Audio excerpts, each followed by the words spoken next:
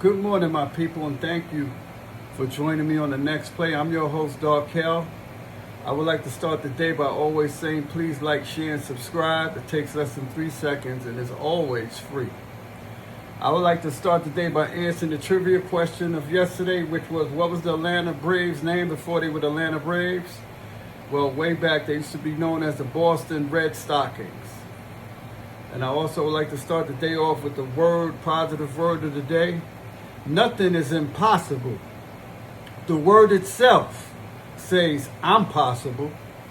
So that's some deep stuff.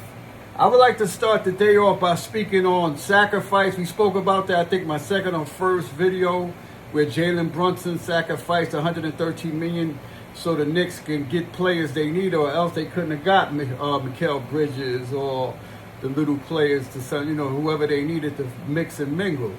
Because he had to get that money. If he signed to that and was stubborn and didn't sacrifice, they wouldn't have been able to have who they had. And now the problem is they have to stay under the second apron. So again, do we ask somebody else to sacrifice? I don't think the owners should be on the players to keep giving up their money that they earn, that they deserve.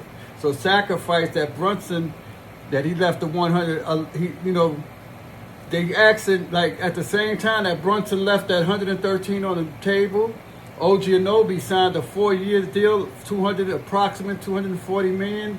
It's close. If I'm wrong, I'm not sure because I didn't really look, but I know it was up there. I don't think it's fair for them to keep putting up. Charles Dolan should expect players to take all these pay cuts without him making it right for them somehow later on down the line. What do you think about that? Should he keep doing that, expecting the Knicks to take less for them to do that? I mean, he's the one with the billions of dollars, ain't he? So, make it right later. I would suggest that would be a great idea. Well, today's trivia question is, I think I said it, what was the Los Angeles Lakers name before they was the Los Angeles Lakers?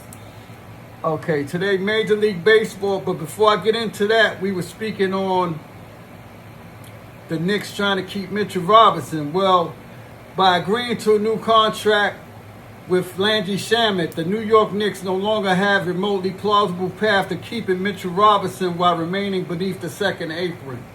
Their best chance at bringing back the team's longest tenured player now rests with convincing Josh Hart and Karl Anthony Towns to accept large enough pay cuts for next year. It's first and foremost unfair to put the onus on players to take less money when the team's billionaire blowhard owner can afford to pay the market value, but that's the position James Dolan